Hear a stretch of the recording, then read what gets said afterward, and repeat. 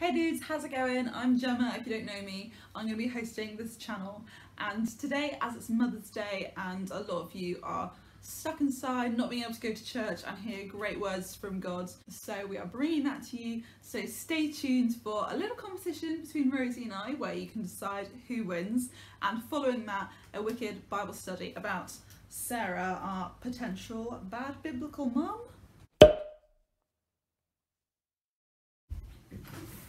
Hello everyone, welcome to the news. Here is my shrinking assistant, Rosie. I've got chair issues. Oh, no. Right, yeah, hi. Stop it! Today we are making Mother's Day cards, but there's a twist. Well, there's two twists actually. The first twist is that we have different categories of what we have to include in our Mother's Day cards. So there are three categories. Ooh. There is colour scheme, which is based on Scooby-Doo characters, because that's just how it happened. Funky words, and the star attraction. So we will have to roll the dice to work out which thing from each category we must include. We are then going to create a divider and set ourselves 20 minutes. Yeah. Okay. 20 minutes to create the best Mother's Day card possible. And then you guys can vote for who was the best. It's gonna be me, obviously. So let's do it! Let's start with colour scheme. Rosie, you're rolling for one of these. It's like the first one. What? 4. 4. Green and brown. Hang on, let me write this down, because I'm gonna forget. And we all know that that is which character? Rosie? Green and brown. Is it Shaggy? Yes! The star attraction. What you must include. Oh, it's gone on the floor. It's a 1, I can confirm. That means squirrels! And also you're not allowed to look up what a squirrel looks like before you draw it, because that will just make it funnier. It's a bigger mouse, isn't it? It's got... I mean, have you seen a squirrel's tail? It's basically a mouse with a bushier tail. It's just a bigger version of a mouse. Last category, funky words. Oh, where did the dice go? Hang on. Keep it on the table! 5! What have I got? Poppycock! Do you know what that means? No. It's like absolute poppycock. I think they say it in Mary Poppins or something. It just means that that's a load of rubbish. Okay. Ready? Yeah. For the colour scheme. 6. Oh wait, I'm looking at the wrong thing. Black and white. Aha! Which is not a Scooby-Doo member, but there were only 5 Scooby-Doo members. And back in the olden days, I'm pretty sure they were all black and white, because that's what happened to TVs. Anyway. Wait, well, 2! First. Wait, I'm looking at the wrong thing again. The star attraction. Purple and green. No, I'm looking at the wrong thing. No, that was correct. Wait, was I? Wait, no, it wasn't. No. Hey, it's Editing Gemma here, and this is an important bit of the video. Because of Rosie's mucking up with the paper, my brain decided that I was actually meant to be doing green and purple instead of black and white. So we have a green and purple card. So basically it's not my fault, it's all Rosie's fault. Goodbye. The star attraction. Eggs. Eggs! Purple and green eggs. Okay. And the... Right, I'm looking at the right thing now. Can you get a shot, please? Yes! Just launch your face in there. 1. Cow. Cowabunga? Have I said that right? Or cowbang? Cowabunga? I'm not drawing a cow banger on my Mother's Day card. It's cowabunga. Okay, Right, let's do this. mean, we could just put books either side, you know. This is not sticking! We are having some technical issue. This isn't even technical, this is engineering. We're having some engineering difficulty. Please hold. There's no brown paper, so we're just going to steal some grease-proof paper from a colleague. Go! Why are you always squealing? What pen do you want? Just a biro. Any colour? Black. Have you not got a black biro? Not in this pen pot, no. Try looking behind you. I think I'll actually go for that one now. So it's just the fact that I asked you for one, I just never heard back from you, and I was like, is she trying to like screw up the competition? I did answer you, you just don't listen to me. You didn't. I did. You said what colour do you want? I said black. And I said there isn't a black one. Nah.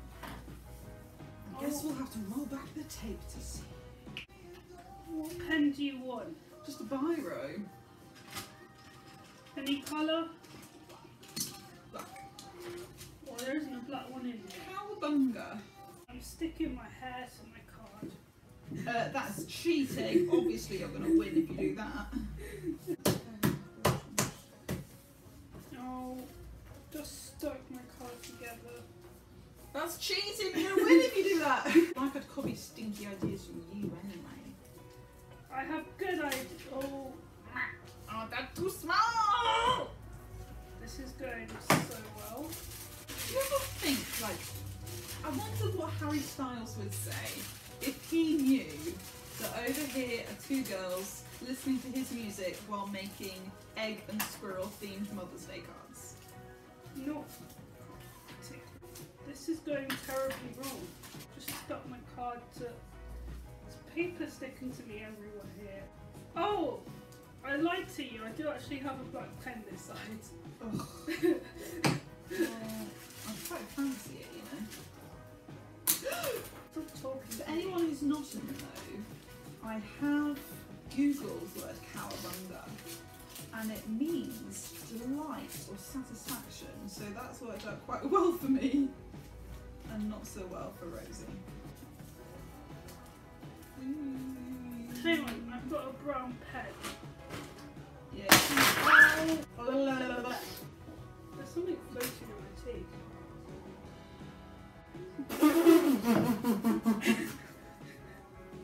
What? I made a decision, okay, and I'm doubting it. Is there a black one? Black felt tip? Yeah. What is wrong with you? This is... Cowabunga.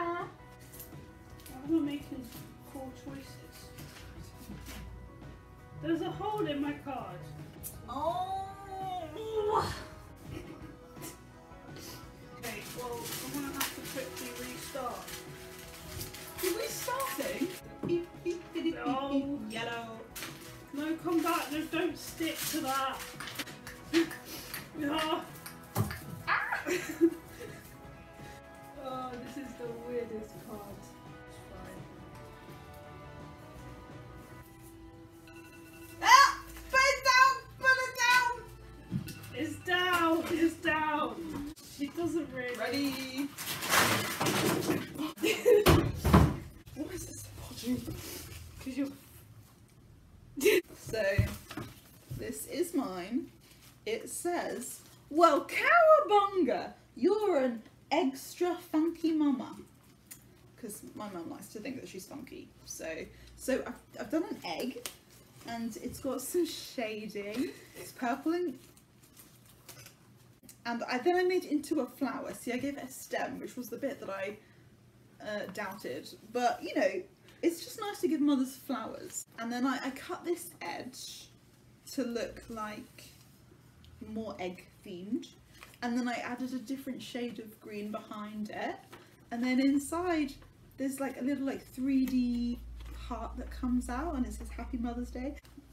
time.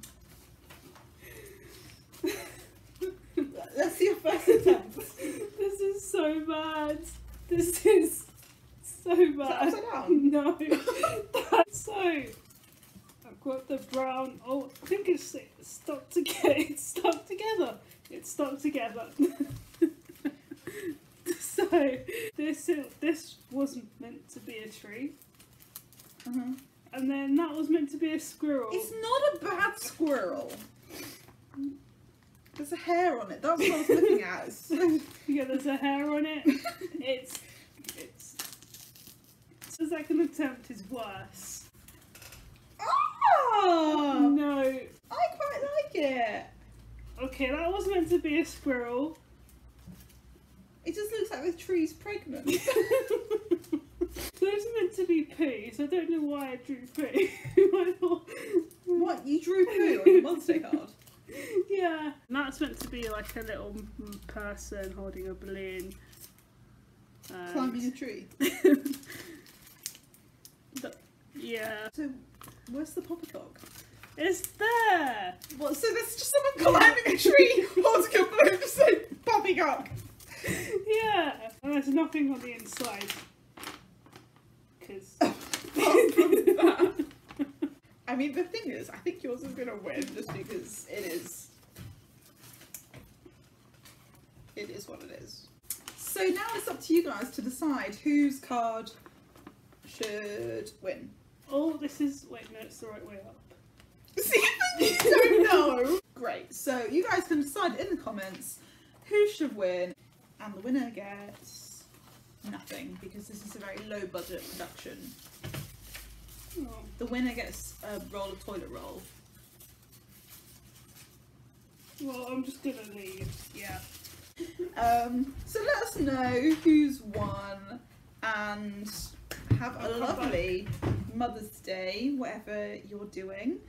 Bye. Bye. Fantastic, you made it to the next part of the video. So whip out your Bibles, grab a nice drink, some crackers if you like crackers. Ritz are my personal favourite. Great, so we are going to be looking at verses from throughout a couple different chapters in Genesis, because the story about Sarah is quite a long one, because she was the wife of Abraham, and so he covers quite a lot. He's a big guy in the Bible, and so we're going to be spreading across quite a few chapters. So I hope you can follow along. So a great thing to do for any Bible study is, of course, pray. So feel free to say your own prayer before we start. Doesn't have to be long and fancy. I'm just going to say a quick one. God, please be with us while we do our Bible study and speak to us and help us to apply that to our lives. Amen. There you go. Short as that. As long as you mean what you say, it does not matter. I'm not going to go over too much context, but we are going to start in chapter 12 because there are a couple of verses there which just really explain what God is trying to do at Abraham's life at this moment. And that's really going to help us to understand why Sarah or Sarai behaves in the way that she does in the coming chapters. So chapter 12 verses 1 to 3. This is the NIV, but whatever version you want is fine. The Lord said to Abraham, "Leave your country, your people and your father's household, and go to the land I will show you. I will make you into a great nation, and I will bless you. I will make your name great, and you will be a blessing. I will bless those who bless you, and whoever curses you I will curse, and all people on earth will be blessed through you." So this is really important to remember, because this is the promise that God makes to Abraham about his numbers being great, being vast, how he's going to bless him, how he's going to help him be fruitful and have a huge family of generations and generations to come in the promised land. So now we're going to skip ahead to chapter 16. So in my Bible this is called Hagar and Ishmael, but your chapter might be called something slightly different. And I'm just going to read verses 1 to 6. Now Sarai, Abraham's wife, had bore him no children, but she had an Egyptian maidservant named Hagar. So she said to Abraham, "The Lord has kept me from having children. Go, sleep with my maidservant. Perhaps I can build a family through her." Abraham agreed to what Sarai said. So after Abraham had been living in Canaan for 10 years, Sarah, his wife, took her Egyptian maidservant Hagar and gave her to her husband to be his wife. He slept with Hagar and she conceived. When she knew she was pregnant, she began to despise her mistress.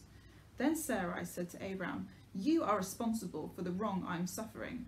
I put my servant in your arms, and now that she knows she is pregnant, she despises me. May the Lord judge between you and me." "Your servant is in your hands," Abraham said. "Do with her whatever you think is best." Then Sarai ill-treated Hagar, so she fled from her. So this is a really dramatic part of the story. So as you can see, this is 10 years that they've been living in Canaan. So this is over a decade that they've been waiting for God's promise to come true, that Abraham and Sarai were going to have a child.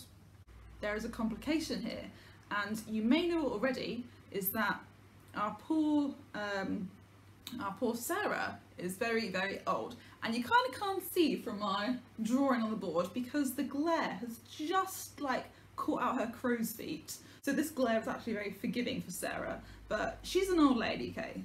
So if we flick back to chapter 12, where we just read, God had promised that he was going to make Abraham a holy nation, and we know that God wants married couples to have children.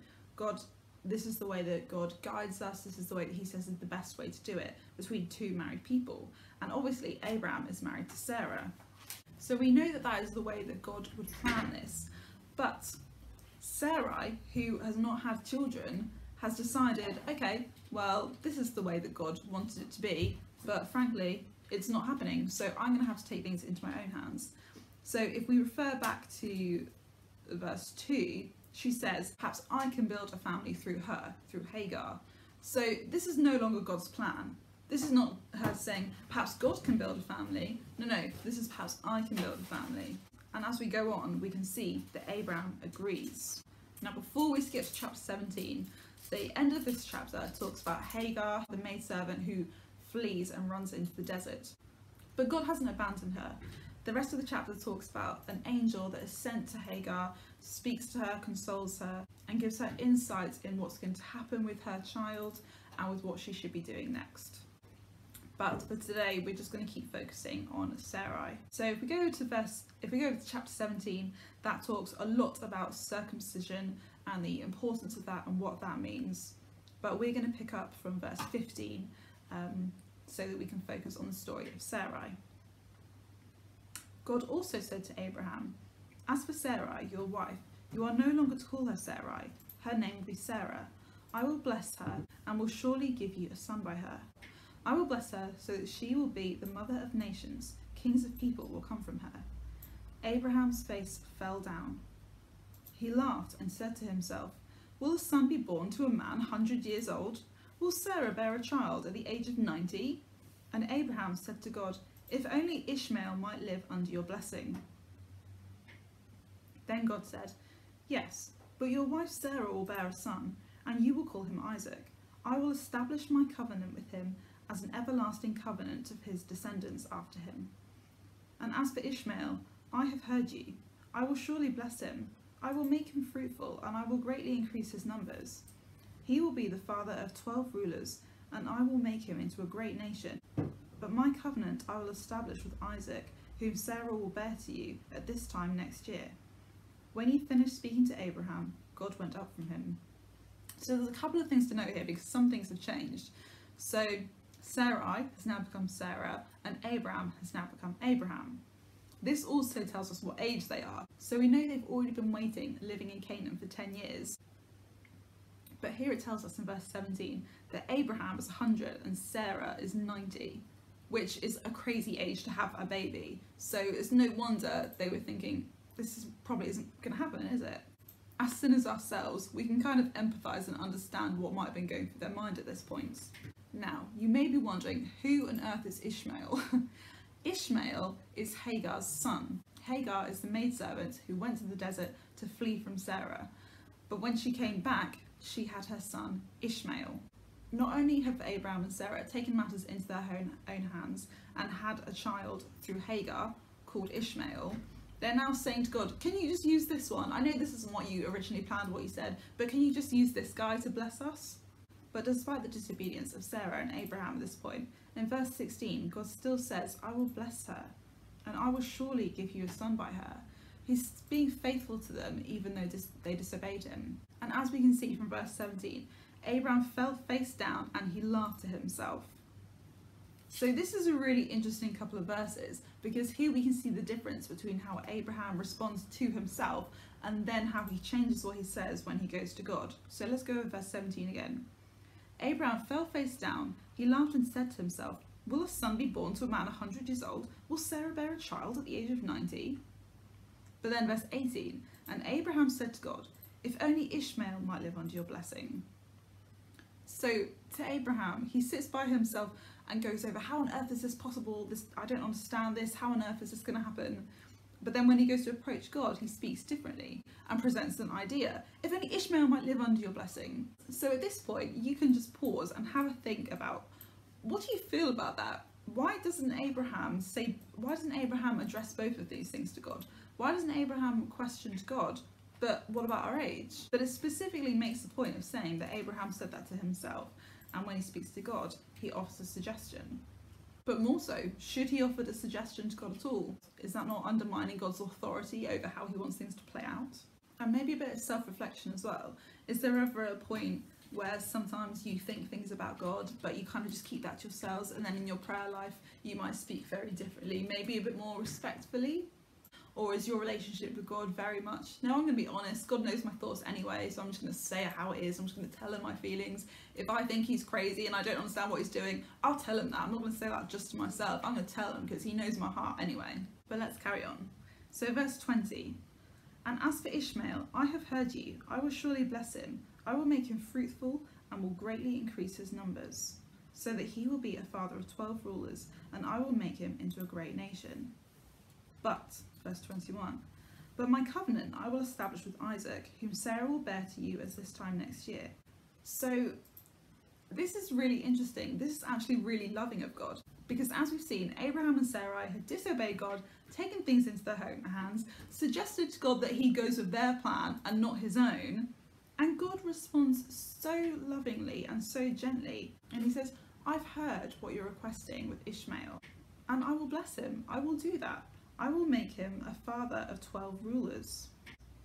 But my covenant, my promise, I will establish with Isaac, whom Sarah will bear to you this time next year. God didn't have to do that, but God said, I've heard you and I will grant you what you've asked for, but I'm still going to do my plan. This is still going to happen. And he's so gentle about it. He just goes over and just reaffirms what he has said will happen. And that's a really important thing to remember in life, because sometimes it's so tempting for us to ask God, can you do this thing in a certain way, because that would really fit in with my plans, that's convenient for me, that's helpful because I can understand it, you know, this is more my kind of comfort zone. And God didn't say no to that in this situation. He said yes to it, but he still went and did his thing, because ultimately God knows so much better than us. He's the authority figure. He has all the information in the world of all time, so he's a far better judge of how things should play out than we are. And God just very gently reminds Abraham of that by going over what he has promised and staying faithful to what he said he would do. Now in chapter 18, this is called 3 Visitors. Now this chapter is about 3 visitors who are also described as men, but a lot of people actually believe the visitors in this chapter to be angels, because they come and they prophesy, they give insight, they speak of the future to Abraham and Sarah to go over what God has said will happen. It may seem like we've been focusing more on Abraham than we have on Sarah at this point, but here in chapter 18 we're about to read, this really speaks of Sarah's response.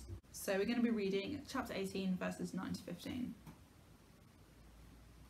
Where is your wife Sarah? They asked him. There, in the tent, he said. Then the Lord said, I will return to you this time next year, and Sarah your wife will have a son.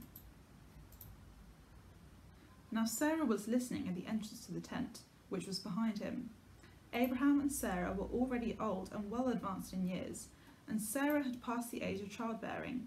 So Sarah laughed to herself as she thought, After I am worn out and my master is old, will I now have this pleasure?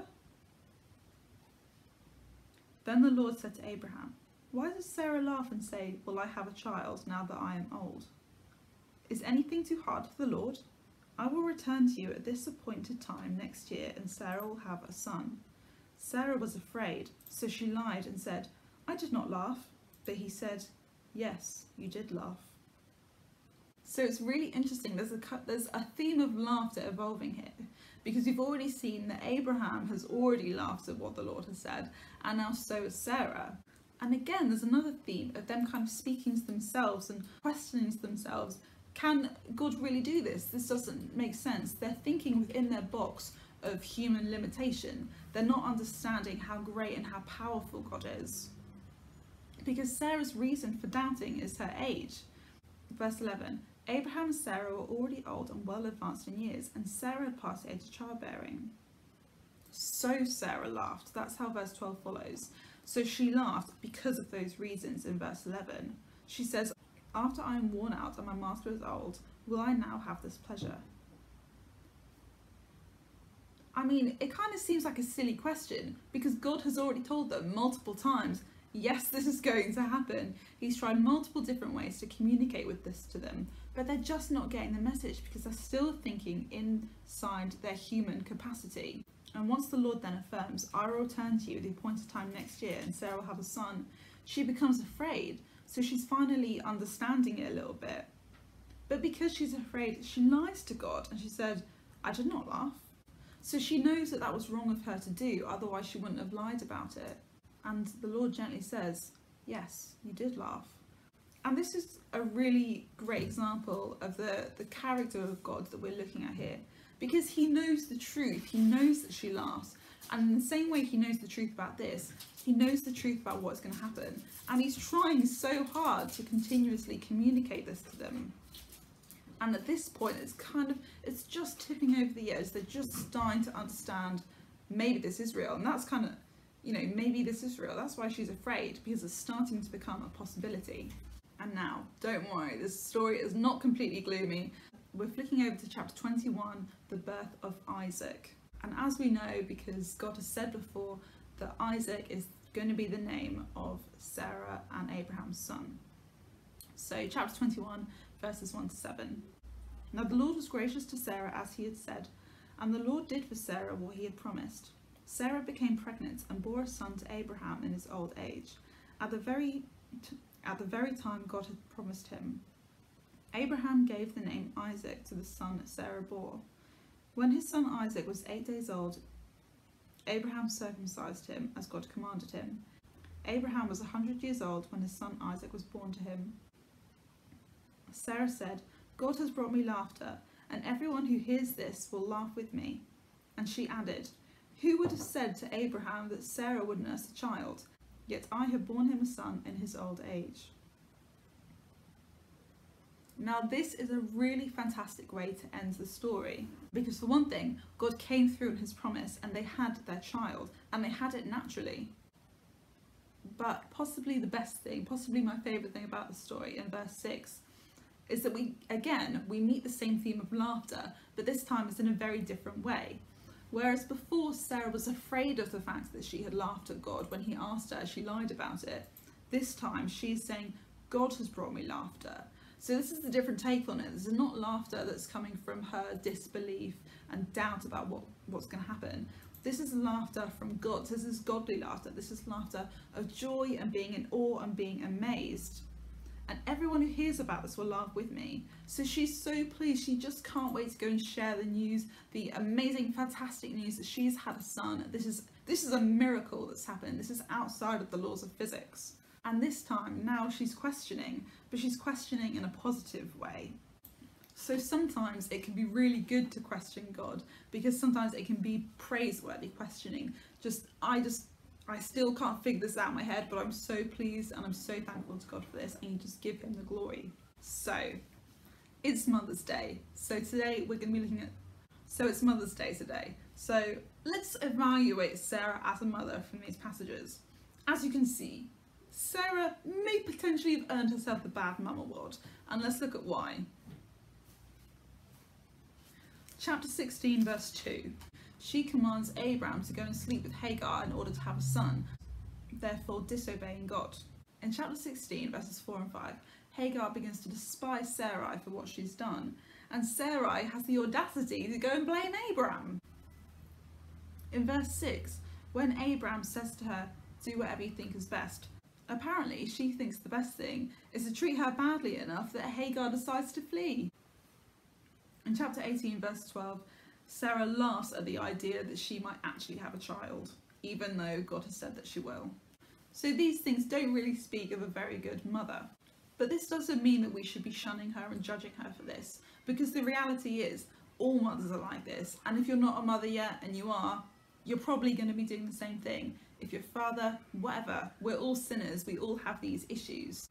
At some point in our lives, we're probably all going to take things into our own hands and not fully trust what God has said is going to happen. We're probably all going to blame someone else for when we did something wrong. Probably every day we mistreat someone. And sometimes we just have so little belief in God that things do seem a little bit laughable. But that's not reason to call someone a bad mum or a bad person, because the thing to focus on is chapter 21 verses 6 and 7. When Sarai has her baby and she turns to God and she's just so pleased and she is laughing with joy that she just wants to tell everyone about the amazing thing that God has done, is this point of turning around, of repenting, of doing things differently that God loves. So from this point, it doesn't really matter what Sarah's done in the past, because it's where she is now. The fact that she's turning to God, she's finally learned to give him praise and trust him, and that is what we should be doing as well. So whether you have a really bad relationship with your mum on earth, and you might call her a bad mum sometimes, or whether you think your mum is fantastic, every mum is a sinner. Every mum does stuff wrong, every mum does things to hurt God and probably hurt you as well. But it's not about that, it's about where their heart is. So we should be praying for all mums out there that their heart will just turn back to God if it's not quite there at the moment, that they will just be filling up on him and learning to trust him and be confident in his promises. And even if we're not mums, we're sinners too, so we shouldn't be judging them for mistakes that they have made, because frankly we can all relate on some level or another. So final question to you, just to take away and think about, is there anything in life that you might find so hard to believe about God that you just think it's laughable? And following on from that, in what kind of manner are you laughing? Are you laughing because this is just so ridiculous it can't be true and I'm kind of mocking God at this point because this is such a ridiculous thing to claim? Or are you laughing because it's so amazing that you kind of can't believe it, but also you do believe it and it's just a bit of a headache, but it's fantastic and amazing and it's wonderful?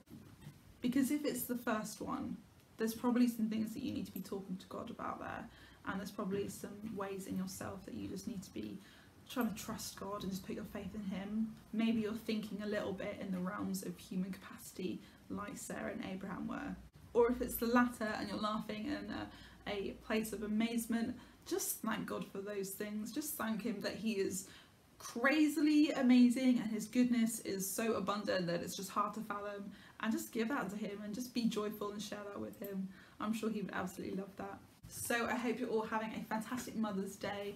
I hope that you're able to see your mothers today, even though obviously with all the coronavirus stuff going on, that might be really tricky. But we would love to be praying for you, so if there's anything you want us to be praying for, get in touch with us. Comment down below things you're doing with your mum today to really celebrate her and thank her for what she does. Whether that's your biological mother or a mother figure in your life, let us know what you're doing to celebrate, and we will see you very, very soon. Bye.